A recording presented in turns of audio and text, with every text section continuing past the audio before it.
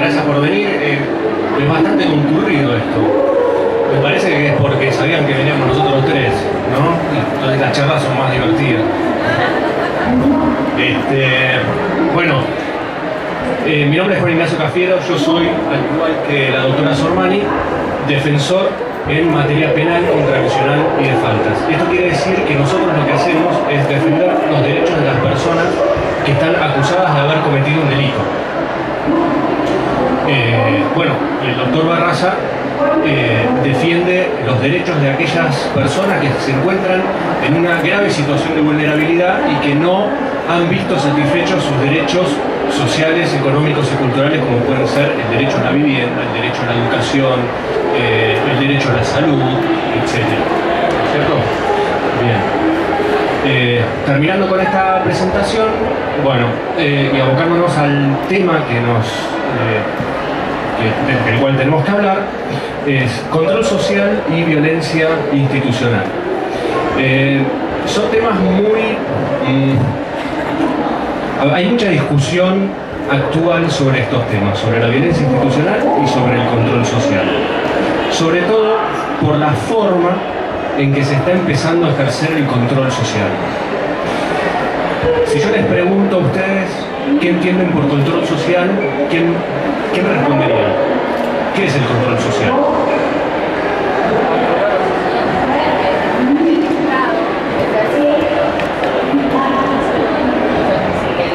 Control que el Estado está ejerciendo sobre los ciudadanos. Perfecto. ¿Y para qué ejerce un control sobre los ciudadanos?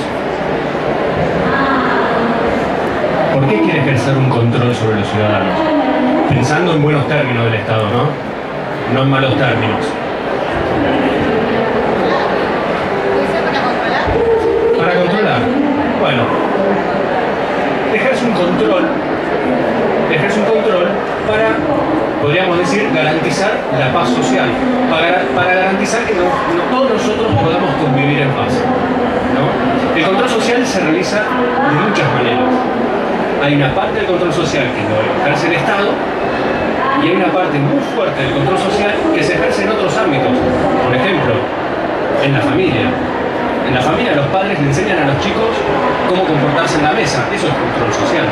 Le enseñan en la escuela, le enseñan a los chicos que tienen que estudiar. Los forman, les enseñan cómo se tienen que comportar con otros compañeritos, que tienen que ser solidarios, etc. Le enseñan algo muy importante en la escuela, que cuando uno tiene conflicto con otro, no lo tiene que resolver a las piñas, ¿no? Entonces, de esa manera, desde que somos chiquitos, la sociedad y el Estado nos van metiendo ideas en la cabeza, ideas sanas, ¿no? Para que podamos convivir unos con otros. Ahora bien, también hay formas violentas de ejercer el control social. Por ejemplo,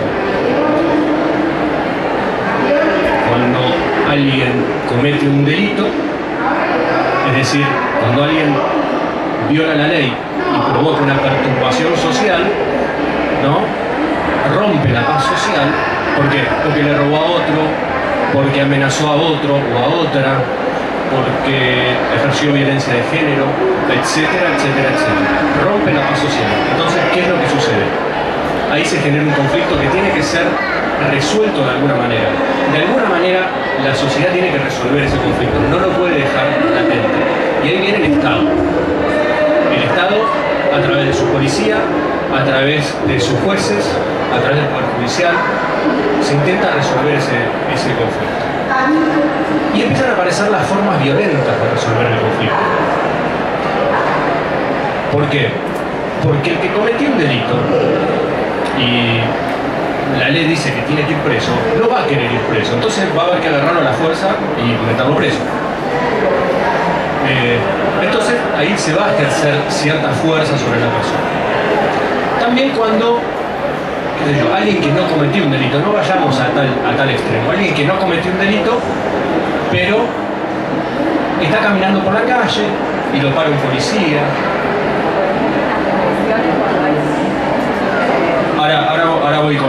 Sí, perfecto. Tenelo que ahora te voy a preguntar sobre esto. Pero vamos a lo más básico. Alguien va caminando por la calle, generalmente a los jóvenes, veo que hay muchos jóvenes acá, así que me imagino que les va a interesar esto. Los jóvenes son la carne del cañón de la policía. Entonces, ¿a quién paran? ¿Alguien que viene vestido de traje con su maletín para trabajar? Seguramente no. ¿A quién paran? ¿Alguien que sale del shopping no sé cuánto lleno de bolsas? No, van a parar a los jóvenes que pertenecen carenciados y no carenciados. Generalmente, sí, obviamente siempre se dirigen más hacia los carenciados, porque son los más vulnerables, los que tienen menos defensa. Sí. Ahora, eso que antes era así, sigue siendo así, y cada vez es peor lo que estamos viendo, pero además se ha ampliado. ¿Por qué? Porque hoy ese control lo hacen en las canchas, gente que va a la cancha, que no necesariamente son gente humilde, pueden ser cualquiera de los chicos, los estudiantes que hoy vi que estaban entrando por acá, cualquiera puede ser víctima de el ejercicio de la policía. Bueno, ¿qué es lo que sucede? A la policía les piden los documentos. Oficial, ¿por qué le tengo que dar mi documento? Si ni siquiera tengo una obligación legal de estar portando documentos todo el tiempo. Pibe, dame los documentos y dejate de joder. Y ahí empieza. Después empiezan los insultos raciales, negro de acá, negro de allá. No, esto es, tengo que poner el SIC, porque esto es lo que la policía hace un control social que supera las barreras de lo que está permitido. Y después está el problema de ese control social violento, como dijo acá muy bien, ¿cómo es tu nombre? Marcela habla de la protesta social, ¿no? Dijiste, la protesta social. ¿Qué es la protesta social? Todo. Perfecto. El gobierno ejerce violencia cuando manda a reprimir esa. Bien, lo que dice Marcela es básico. Acá los argentinos somos de quejarnos mucho, ¿no? Nos quejamos de todo, ok. Pero yo siempre digo esto, cuando vemos una injusticia, no nos quejamos individualmente, sino que nos juntamos todos y nos quejamos en grupo. Y por eso se producen las protestas sociales, ¿no? Y sale la gente a la calle, organizados o no, eso no importa, es absolutamente secundario. Salen las personas a la calle y protestan por algo. Protestan porque no les alcanza la plata, protestan porque los servicios están muy caros, protestan por la violencia contra la violencia de género, protestan por Santiago Maldonado, se junta la gente, se junta la sociedad y empiezan a... La protesta social es algo que molesta a quien ejerce el poder, porque es una forma de poner en jaque ese poder. Es una forma de decirle al poder, miren, nosotros estamos acá y no estamos de acuerdo con lo que ustedes están haciendo y lo estamos reclamando. Esa protesta social, el poder la quiere controlar. Hay distintas formas de controlar. Se puede controlar a través de la política, a través del diálogo, a través del diálogo político, que serían las formas no violentas de resolver los problemas. Pero ¿por qué contra los policías? No, contra los policías no. Yo sé, dentro de la protesta tenés, sí, ahora déjame terminar. Dentro de la protesta tenés a la gente que provoca ya desmanes que son delictivos. El que rompe una estatua, el que da vuelta un auto, el que le tira un piedrazo a un policía. Claro, eso tiene que ser controlado. Lo que no puede suceder, y en este caso sí estamos hablando de violencia institucional, lo que no puede suceder es que la policía aproveche que un grupo haga estas cosas para ir contra todos y de manera violenta.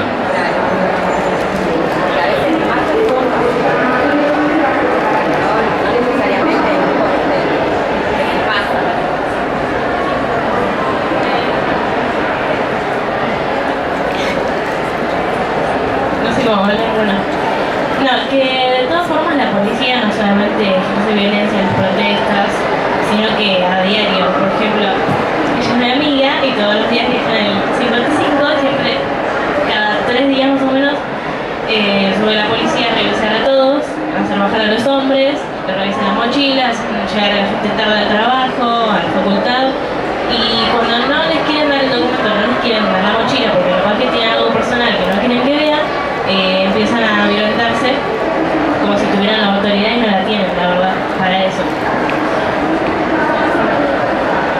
¿Sabés cómo se llama esa práctica de la policía? Se llama racia. Y la racia,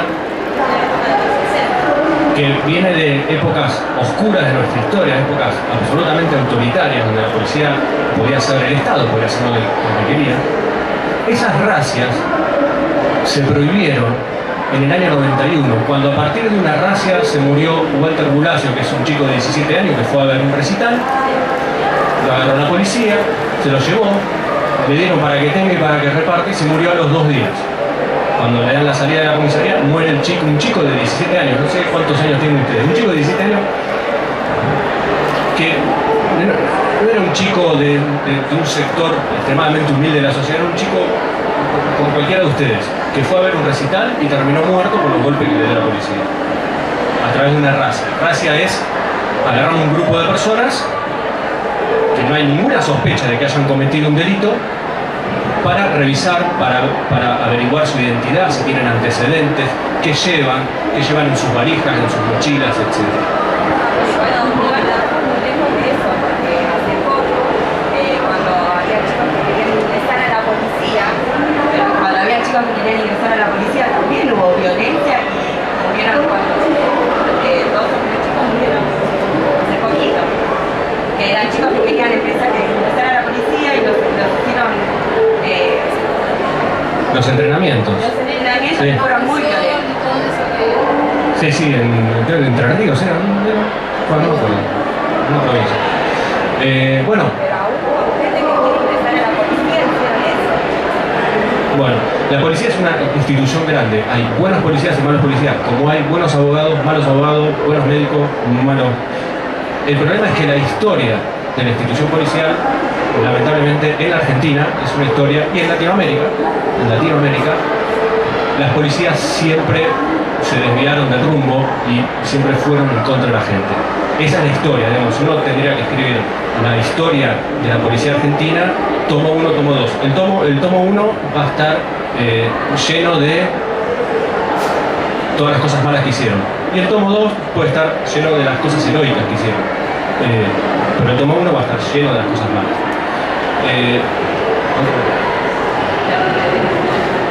2 minutos. ¿Me querían hacer una pregunta? ¿Ahí?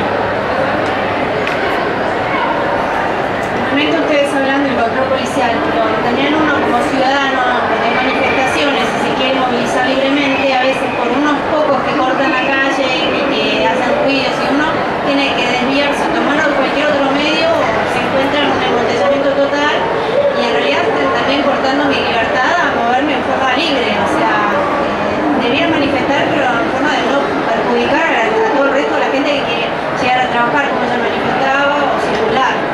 Tiene que hacer peligro para poder llegar porque están cortando 4 locos en la calle y corre ese riesgo que te lastimen.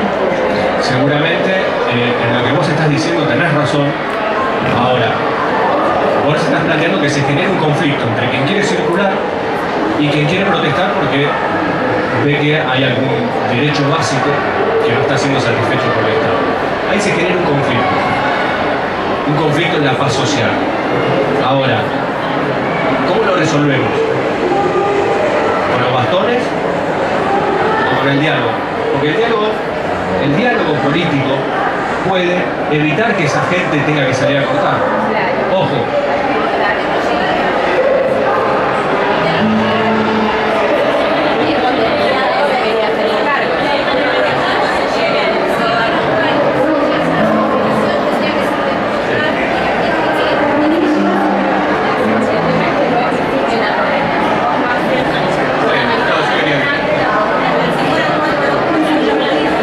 Disculpen que intervenga, la verdad que está buenísimo que despierte todas estas inquietudes.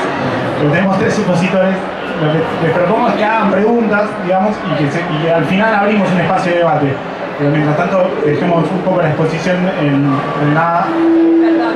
Bueno, perdón, a mí me encanta que se genere el debate, porque no tenemos por qué estar todos de acuerdo, y menos que todos ustedes estén de acuerdo con lo que yo digo, ¿no? Así que me encanta que se genere el debate. Por eso, cuando alguien levanta la mano me prendo, pero bueno, rompe un poco la exposición. Voy a terminar diciendo lo siguiente. Nosotros tenemos hoy 2 grandes valores. Uno es el orden público, es decir, el orden que tiene que poner el Estado para que todos podamos convivir. Y el otro son derechos básicos de las personas, el derecho a la vida, el derecho a la integridad física, el derecho a la libertad, derechos básicos, ¿no? Lo que hay que hacer es buscar un equilibrio. El problema se da cuando, según mi visión, que es lo que está pasando ahora, se pone el orden público por sobre estos derechos básicos. Si se pone el orden público sobre estos derechos básicos, entonces quiere decir que para lograr ese orden público es posible violar estos derechos básicos, cuando no debe ser así. Es al revés, se deben respetar a rajatabla estos derechos básicos para lograr el orden público. Bueno, gracias. Mi nombre es María Marta, también me desempeño como defensor oficial. Un poco para que tengamos en claro el marco de esta charla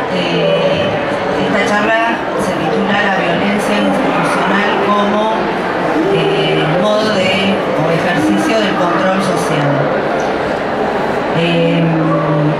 Por supuesto que nosotros, habiendo elegido formar parte de la defensa, nos toca intervenir tanto cuando una persona es acusada de haber cometido un delito, que por supuesto sigue siendo inocente hasta que tenga una sentencia que esté confirmada, y muchas veces las personas que son acusadas de haber realizado tal o cual conducta que estaría en el Código Penal, es posible que no la hayan realizado, es posible que sí la hayan realizado, pero más allá de eso, nuestra función es lograr que cada persona que se vea involucrada con el sistema penal lo pueda transitar de la mejor manera posible, siendo obviamente el ideal que todos fueran absueltos, o en lo contrario, si tienen que ser condenados, ese proceso que comienza muchas veces con una detención respete todas las garantías constitucionales, y que cuando la persona arribe a tener una sentencia condenatoria, esto se haya hecho como de alguna manera nuestros constituyentes lo decidieron hace muchísimos años. Nosotros en la Ciudad de Buenos Aires tenemos nuestra Constitución ya hace bastantes años, y a partir de que se modificó la Constitución Nacional, se le concedió a nuestra ciudad el carácter de autónoma, más allá de que hay una discusión si somos una provincia o no somos una provincia o todo lo demás. Lo cierto es que tenemos nuestra propia Constitución, que es mucho más moderna que la Constitución Nacional, y que tiene, digamos, más enumerados todos nuestros derechos, que incluyen muchos aspectos. Son más específicos, tenemos garantías judiciales específicamente detalladas, hay todo un aspecto que no tiene tanto que ver con la labor del doctor Cafiero y la mía, y tiene más que ver con la labor del doctor Barraza, que está más vinculada con los derechos sociales, que también forman parte de nuestros derechos. Y también tenemos otros derechos que tienen que ver con el reconocimiento de la identidad sexual que cada uno elige tener, y todo lo que ello implica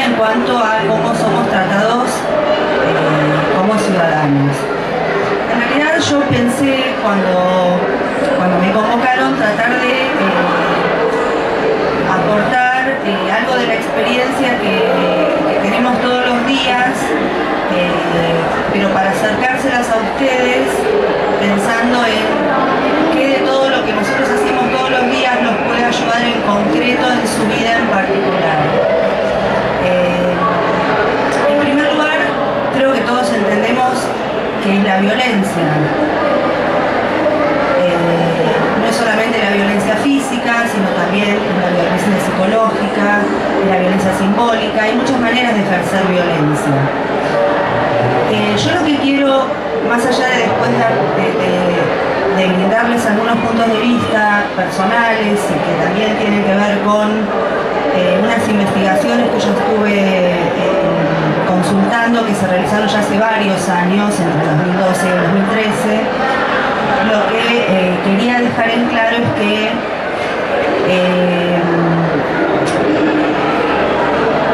específicamente cuando se produce un encuentro entre un ciudadano o ciudadana y las fuerzas de seguridad, que la fuerza de seguridad, tal como dijo el doctor Cafiero, no es la única fuente de la violencia institucional. Nosotros, como parte del Poder Judicial, también podemos incurrir en violencia traducida en hacer, digamos, no ver cosas que deberíamos ver o no prestarle la atención que verdaderamente debiéramos prestarles a las personas. Por otra parte, lo que quiero decir, porque por cómo viene la charla y yo comparto muchas de las cosas que ustedes dicen y además lo que ustedes dicen es lo que les pasa, quiero como hacer un pequeño paréntesis, un poco también por lo que manifestó la señora en el fondo, que me parece que es muy razonable. ¿Qué pasa cuando se encuentra la policía con una persona en la vía pública? Pueden pasar varias cosas. Existe un estudio que determina que hay dos variables que se toman en cuenta. Una variable es qué hace la persona o qué está haciendo la persona cuando tiene ese encuentro, y otra variable es cuáles son las características de la persona, étnicas, de identidad de género. Todos entienden que me refiero a género para, digamos, apartarme del binomio sexo, es decir, incluyendo a todas las opciones que cada uno puede ejercer. Por ejemplo, puede pertenecer a otro país, puede ser extranjero, puede ser una persona con padecimientos mentales, puede ser una persona que se encuentra intoxicada, ya sea por alcohol o por drogas. Y esta investigación, que si bien es anterior al 1 de marzo, que es el momento a partir del cual nosotros en la Ciudad de Buenos Aires tenemos competencia para intervenir en los delitos de atentado y resistencia a la autoridad, la verdad que no difiere mucho de la experiencia que hemos recabado en estos pocos meses en cuanto a quiénes son los clientes asiduos del sistema, que vienen siendo los mismos. Yo no estoy haciendo un juicio de valor en relación a esto. Existe una realidad, y es que las fuerzas de seguridad existen por un motivo. En un mundo ideal, nadie necesitaría que nadie tuviera que oponerse o decirle a nadie cómo se tiene que comportar, o explicarle a nadie que algo que está haciendo es un delito o es una contravención. Pero no estamos viviendo en un mundo ideal. Entonces, como ciudadana, por un lado yo necesito que las fuerzas de seguridad a mí me protejan. Todos necesitamos que las fuerzas de seguridad nos protejan, pero también debiéramos poder confiar en que cuando ellos van a intervenir, intervienen porque tienen un motivo para intervenir. Esto puede ser porque recibieron un llamado o simplemente porque observan algo. Hecha esta aclaración, y además aclarando que no solamente son las fuerzas de seguridad y el Poder Judicial, sino que la violencia institucional puede ser ejercida dentro de los establecimientos carcelarios, puede ser ejercida dentro de las instituciones psiquiátricas, como dijo acá mi colega, en cualquier institución que se ejerza algún tipo de autoridad sobre otras personas. Yo entiendo que para que podamos vivir en un mundo ordenado tienen que existir reglas. Esto es inevitable. La cuestión es qué pasa cuando hay un encuentro entre una persona y un policía, normalmente en la vía pública, no porque un vecino haya llamado, sino porque algo está pasando. Del estudio que dirigió el doctor Binder entre el año 2002 y 2003 en relación a cómo era que el Poder Judicial de la Nación daba tratamiento a estas causas, también es un estudio sobre la base de las actas policiales y cuáles eran como las constantes que se encontraban. A mí lo que me parece interesante es poder, a través de ese estudio y a través de la constatación de ese estudio con mi experiencia personal en el primer turno que tuvimos, darle algunos consejos por si se encuentran en algún tipo de situación, qué es lo que deberían o no deberían hacer para evitar un conflicto con las fuerzas de seguridad. En primer lugar, tienen que pensar que un policía entiende que puede ejercer cierto poder. El problema con el que nos encontramos es cómo percibe esa persona que puede ejercer el poder, en un primer lugar desde un punto de vista subjetivo, cuando tiene que tomar una decisión instantánea ante algo que está ocurriendo en ese momento, qué toma en cuenta y qué no toma en cuenta. De este estudio surgieron como dos variables bien diferenciadas. Una cosa es lo que observa la policía, por decirlo en general, y sin distinguir en la PFA o en la metropolitana. Sí estamos hablando de la ciudad de Buenos Aires. Hay determinadas acciones que realizan las personas que llaman la atención de la policía. Esto puede ser que cuando ven a una policía descarten algún objeto. Esto es algo que inmediatamente atrae a la policía. Que se esté generando algún tipo de discusión violenta entre dos o más personas, o violenta desde el punto de vista verbal o violenta desde el punto de vista físico. Estas son situaciones en las que la policía interviene. Hay lugares específicos. Bueno, estas son las cosas que hace o no hace la gente. Esto sería, digamos, lo ideal, que la policía actúe sobre la base de hechos y no de percepciones subjetivas que pueden tener que ver con algún prejuicio que pueden tener en relación a determinados grupos sociales. Hay una realidad, y es que existen determinados grupos que nosotros los denominamos personas en situación de vulnerabilidad.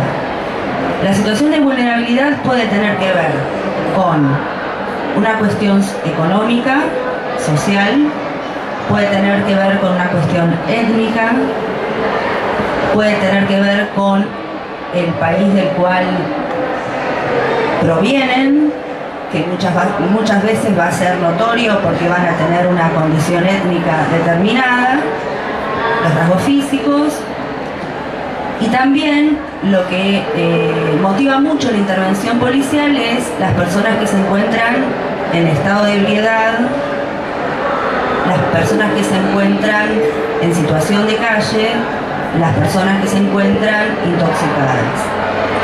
El rango de edad sobre el cual suele actuar más la policía, no se sientan discriminadas las chicas, suele actuar más sobre los varones que sobre las mujeres, y generalmente sobre los varones jóvenes. Esto obviamente tiene excepciones, pero digamos que serían el target de la policía.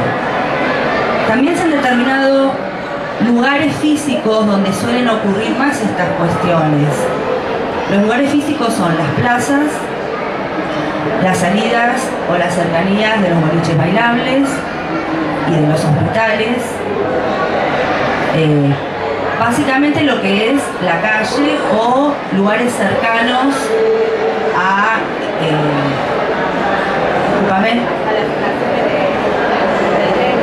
claro, lugares públicos.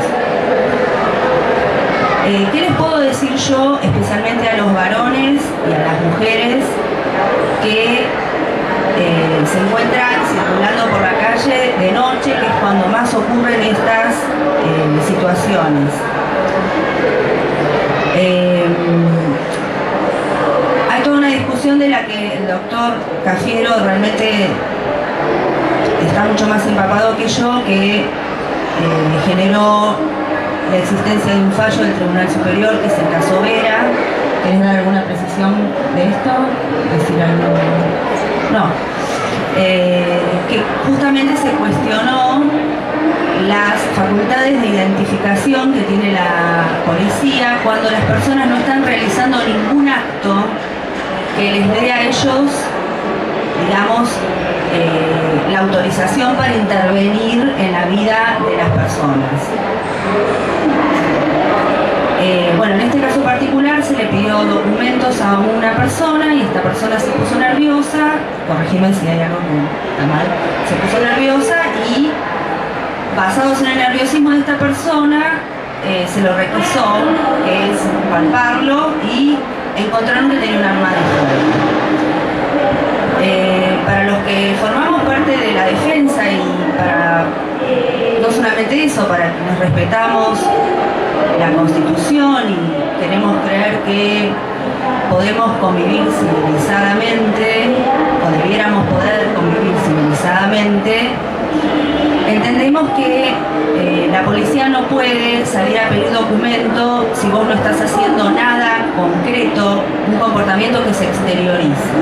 ¿Cuáles son los problemas que surgen? Cuando la policía tiene que fundar los motivos por los que hicieron tal o cual cosa, hablan del olfato policial. El olfato policial es lo mismo que decir la carta astral, digamos. Es algo que si no me lo plasman por escrito y me explican las razones, es como algo que se utiliza para justificar determinadas cosas. Algo que para nosotros en derecho nunca puede ser justificado es que el hecho de que el olfato policial haya obtenido un resultado positivo justifique que el accionar del Estado haya sido acertado. Como si no, viste, yo tenía razón, yo le vi cara de malo y por eso me acerqué o no me acerqué. Lamentablemente, si bien en primera y segunda instancia se consideró que esta detención había sido nula, lo cierto es que el Tribunal Superior, que vendría a ser como la Corte Suprema nuestra, entendió que la policía tiene facultades de identificación basándose en un decreto del año 58, o sea, del año de la escarapela. Entonces, ¿en qué situación estamos? Estamos en una situación en la cual, ¿qué tendríamos que evitar? Tal vez no, que yo, que soy más grande, pero ¿qué tendrían que evitar ustedes para evitar tener problemas con la policía? En primer lugar, lleven documento. Porque ante la duda es preferible tener un documento y no tener un problema por no tener un documento, aunque esta práctica, digamos, nos lleve a una etapa de nuestra historia que sería preferible que no hubiera ocurrido nunca y que no tuviéramos que pensar en nada de todo esto. Por otra parte, traten de no ir solos, vayan en grupo, porque muchas de estas causas tienen que ver con interacciones entre los ciudadanos y la policía sin testigos. Con lo cual, es muy importante que si esto no fue como dice la policía que fue, tengamos la posibilidad de tener opiniones de otras personas que puedan decir qué fue lo que pasó. Si tienen algún amigo o amiga que está en el lugar, filmen lo que está pasando. Probablemente se van a encontrar con un problema por parte de la policía. Traten de no hacerlo abiertamente. Traten de llamar a él, o sea, de que haya personas. Lo ideal sería tener testigos. ¿Qué cosas son las que a la policía las hace enojar? Ustedes tienen que pensar que la policía tiene que cumplir una función, que sería proteger y servir. Entonces ellos consideran que tienen que cumplir con esa función. Y si las personas se les muestran reticentes a alguna directiva que ellos dan, es muy común que lo interpreten como que están cuestionando su autoridad. Entonces, más allá de lo que cada uno pueda llegar a pensar en su fuero interno, yo les aconsejo que cuando tengan un encuentro y les dicen bajad del auto, calmate, parate acá, parate allá, hagan lo que les dice la policía. Porque una de las variables es que la policía reacciona muy mal a las personas que están muy alteradas y a las personas que ellos interpretan que no les quieren hacer caso. Más allá de que después jurídicamente se puede discutir todo y después vamos a ver si pasó o no pasó y qué pasó. Esto como consejo para evitar problemas con la policía. Por otra parte, la buena noticia es que el Ministerio Público de la Defensa, que no somos solamente quienes somos los titulares de las defensorías, sino todo nuestro equipo de trabajo que trabaja junto a nosotros, y tenemos una serie de oficinas generales que nos asisten, yo quisiera pensar de una manera romántica, no sé, que el caso ovulación hoy sería más difícil que ocurriera, porque concretamente en el caso ovulación, el chico menor de edad estuvo casi 72 horas sin tener la posibilidad de contactarse con sus padres. Y los padres se enteraron 3 días después, cuando ya lo derivaron a un hospital y finalmente falleció. Cuando nos avisan que detuvieron a una persona, tenemos la posibilidad de enviar en primer lugar, que los fiscales, cuando toman conocimiento de que existe este tipo de problema, obviamente primero la policía les tiene que avisar.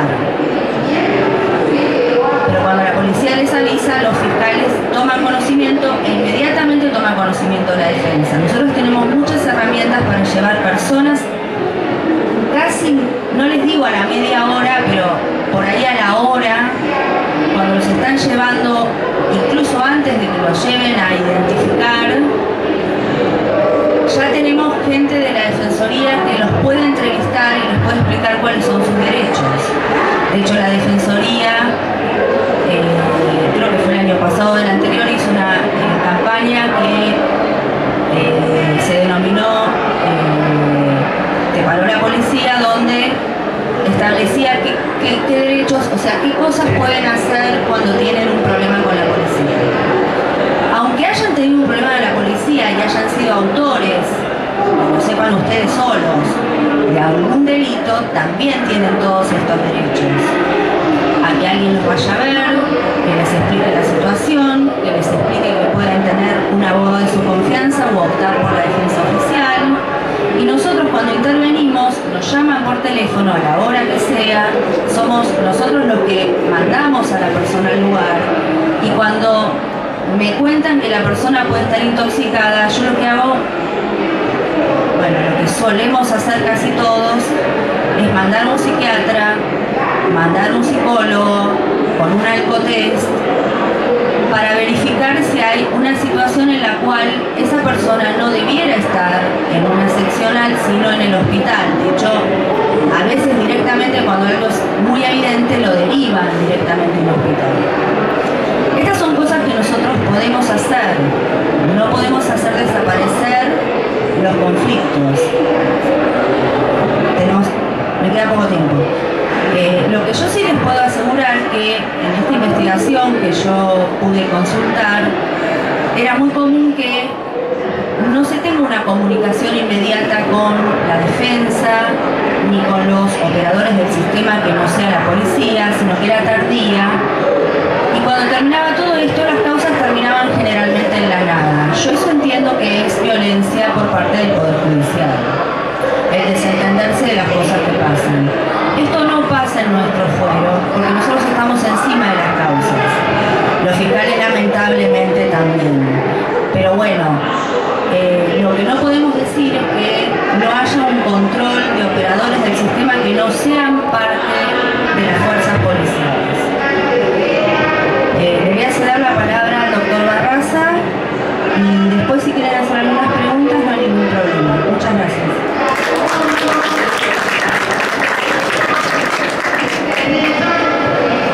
Bueno, buenas tardes a todos. Mi nombre es Javier Barraza. Yo el tema del que les voy a hablar es también de la violencia, pero de una violencia sigilosa, secreta y no hablada. Me estoy refiriendo a lo que comúnmente se conoce como mobbing, pero que desde mis estudios yo lo he denominado torturas psicológicas en el ámbito de trabajo. Así como los doctores han reseñado la violencia en los organismos policiales, hay un lugar donde hay mucha violencia, que son los ámbitos laborales. Y en esos ámbitos laborales la gente se muere y se enferma. Hay un autor alemán que alguna vez señaló que el ámbito de trabajo es un lugar en el que una persona puede matar a otra sin ser enjuiciado por un tribunal. Esto es lo más dramático del mobbing, o lo que yo denomino torturas psicológicas en el ámbito de trabajo. En primer lugar, me gustaría señalarles el drama de nuestro tiempo. Y el drama de nuestro tiempo es que vivimos una época de un alto nivel de hipocresía. Se habla de derechos humanos, pero en los hechos se los viola sistemáticamente. El individuo no cuenta en el lucro desenfrenado, la competencia despiadada y lo vertiginoso de los cambios. Este es uno de los grandes problemas que tenemos en nuestro tiempo. El ser no cuenta. Y por otra parte, todos los días podemos ver a personas que diariamente son esclavizadas. Si bien nuestra Constitución Nacional dice que ha quedado abolida la esclavitud en el artículo 15, basta simplemente ir a un shopping para ver cómo las personas viven abrazadas a su trabajo del mismo modo que los galeotes en la época de las galeras romanas. Trabajan sin descanso, sábados y domingos, y sometidos al arbitrario poder del empleador de turno. Entonces, hoy los empleos laborales, en algunos casos, demuestran modernos sistemas de esclavitud, pero nadie parece preocupado con esto. Y lo peor del caso es que la gente se muere y se enferma en esos ámbitos. Dicho esto, a mí me parece importante señalar un problema que tenemos y que es un problema del lenguaje. Fíjense ustedes cómo, mediante nuestro lenguaje, tendemos a encubrir las verdaderas cosas. Porque todo el mundo habla de mobbing, pero mobbing es un concepto insuficiente. Mobbing quiere decir acosar o hostigar, pero la gente en un ámbito de trabajo no es acosada o hostigada, la gente es torturada. Fíjense ustedes que en la provincia de Mendoza, un supermercado a las cajeras les puso pañales para que no tuvieran su momento de descanso. ¿Eso no es tortura? ¿Cuál es la diferencia entre la cigüeña, que era una tortura de la época medieval, que inmovilizaba a la persona, con un jefe que me ordena estar 8 horas sentado en un lugar de tarea? No hay ninguna diferencia. ¿Cuál es la diferencia en el bonete que se ponía en la época medieval para denigrar a un criminal de un jefe que me acosa sistemáticamente, me descalifica delante de mis pares? No hay ninguna diferencia. Simplemente la diferencia es que ahora hemos sofisticado los mecanismos de tortura. Esto me parece importante. ¿Por qué? Porque todo el mundo habla de mobbing, pero ese es un concepto insuficiente. El verdadero concepto, a mi juicio, es tortura psicológica. Y tengan en cuenta algo. Cuando Lorenz, que fue un pensador austríaco, elaboró el concepto de mobbing, lo hizo para describir la conducta de los animales, pero no para describir la conducta de los seres humanos. Entonces, mi primer mensaje es que no utilicen ese término, porque ese término encubre el verdadero problema. El término es torturas psicológicas en el ámbito de trabajo. Pero el drama de nuestro tiempo es que ni siquiera podemos denominarlo de esa forma, porque cuando yo publiqué un libro y lo quise titular Torturas psicológicas, en la editorial me pidieron que no le pusiera ese título, pero no por una cuestión de censura, sino porque el algoritmo de Google no iba a tirar el libro. Entonces me dijeron, bueno, en última instancia póngale torturas psicológicas o móvil en el ámbito de trabajo.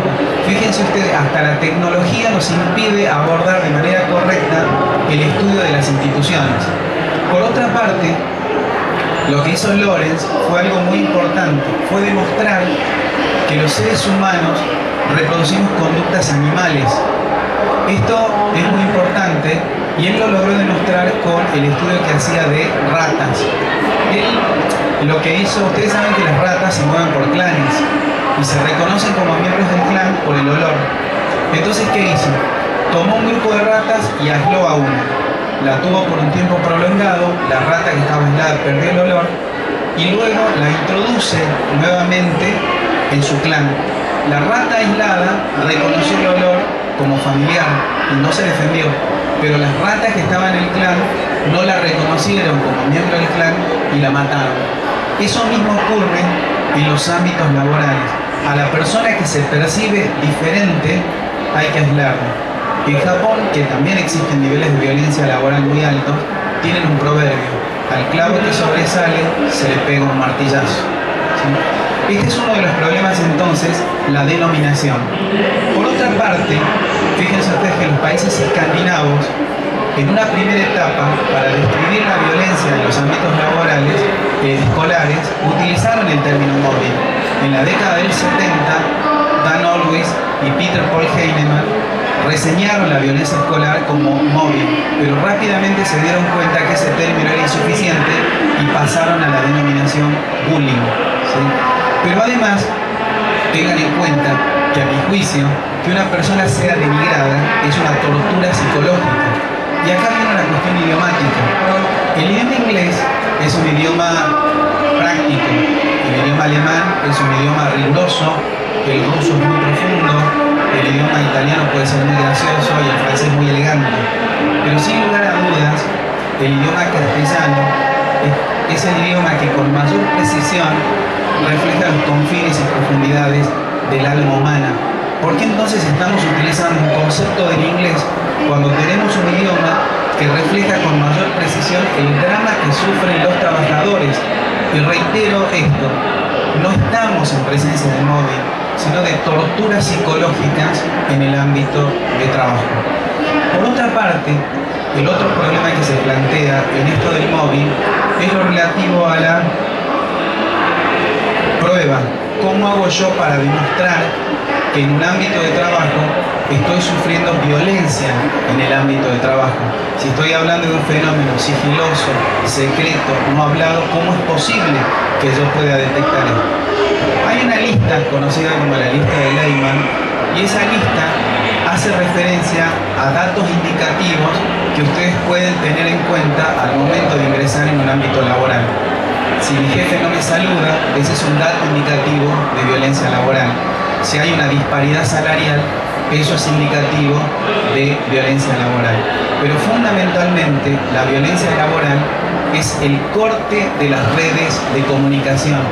Desde el momento en que yo no me entero de lo que está pasando en mi ámbito laboral, a partir de ese momento estoy siendo víctima de violencia en el ámbito laboral. Pero el problema es cómo lo demuestro, porque si esto es sigiloso, secreto, mi jefe va a decir, mire, yo siempre lo traté bien al doctor Barraza, pero bueno, no tenemos la empatía propia de las personas, ¿sí? Bien podría decir eso. O yo podría decir, me trato mal, me insultó, pero fue en un ámbito tan íntimo, entonces no lo puedo demostrar. En el ámbito del derecho administrativo, nosotros tenemos una figura conocida como desviación de poder. Esta es una figura que se podría tomar para demostrar esto. ¿Cómo funciona la figura? Supongamos que yo soy ministro de Economía y quiero designar a mi amante de un área. Y mi amante tiene un título de Harvard, tiene trayectoria en el ámbito de la administración, el puesto está vacante y hay una partida presupuestaria para poder abonarle el sueldo. Entonces procedo a la designación, pero no es porque sea mi amante, es porque tiene un título de Harvard, porque está la partida y porque además tiene trayectoria, lo cual es demostrable. ¿Es por eso o porque es mi amante que la designa en ese cargo? Es porque es mi amante, pero es difícil demostrarlo.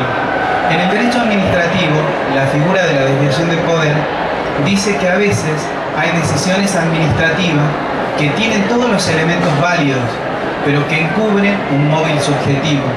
Ese móvil subjetivo, ese móvil psicológico, se puede demostrar con meros indicios. ¿Cómo se demuestran esos meros indicios? La celeridad en la toma de decisiones. Por ejemplo, a las 8:30 propongo la designación, a las 10:15 ya está el dictamen, a las 11 está la previsión presupuestaria y a la 1 ya tiene su despacho con la silla y el escritorio. La celeridad en la toma de decisiones es un dato indicativo de la desviación de poder.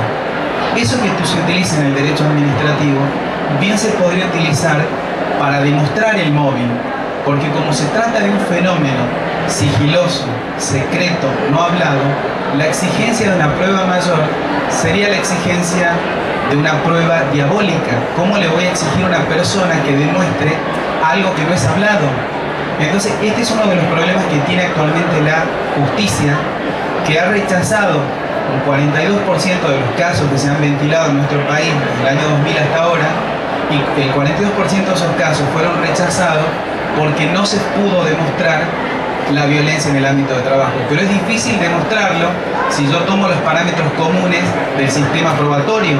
No puedo demostrarlo plenamente. Recién se hablaba de la existencia de testigos. En este caso, también es difícil obtener un testigo, porque imagínense, yo trabajo con la doctora y la doctora tiene una familia con 7 chicos. Yo no le puedo pedir a la doctora que sea mi testigo. Me va a decir, mirá, yo tengo 7 chicos que mantener, no puedo, por más amigos que sean y por más que haya visto, no lo puedo hacer. Tengo que mantener mi trabajo. Entonces, en este punto, la existencia de testigos no sería determinante. Lo verdaderamente determinante para probar serían esos meros indicios. Por otra parte, otro problema que se plantea en la violencia laboral o en las torturas psicológicas es que se confunde causa con efecto. Usualmente, cuando una persona en un trabajo es postergada, no se la asciende o se la trata mal, generalmente uno le dice, mirá, en realidad no ascendiste porque vos llegas tarde, porque siempre incumplís, cuando el jefe te pide algo, siempre te molestás, lo mirás con mala cara, entonces vos te la buscaste en definitiva, reconoce eso, pero en realidad esa no es la causa, sino el efecto, la consecuencia de una situación de tortura psicológica. Que una persona llegue a ser vaga, disociadora, que no cumpla, que falte, es consecuencia de una larga situación de sometimiento a tortura psicológica. Entonces es muy importante no confundir la causa con el efecto. Que una persona sea vaga, disociadora, no trabaje, mire con mala cara al jefe, es consecuencia de una situación de sometimiento a torturas psicológicas en el ámbito de trabajo. El otro punto también que es importante tener en cuenta, que la persona acosada usualmente es una persona con un alto sentimiento de justicia. Es persona que ante situaciones de tensión, ante situaciones de injusticia se indigna y reacciona. Por eso aquello de lo que decía el proverbio japonés, al clavo que sobresale se le pega un martillazo, ¿sí? Esto es importante tenerlo en cuenta porque el perfil del acosado generalmente es de una persona de altos valores de justicia y que quiere que las cosas funcionen bien, ¿sí? Y para concluir, simplemente les quiero decir algo. En el ámbito de la justicia, desde el año 2000 hasta ahora, se han pronunciado 197 fallos. Desde 2000 hasta ahora, la justicia del fuero laboral, del contencioso administrativo federal, de la Cámara Civil y la Corte Suprema han pronunciado 197 fallos. De esos 197 fallos, ¿cuál es el grupo colectivo más perjudicado?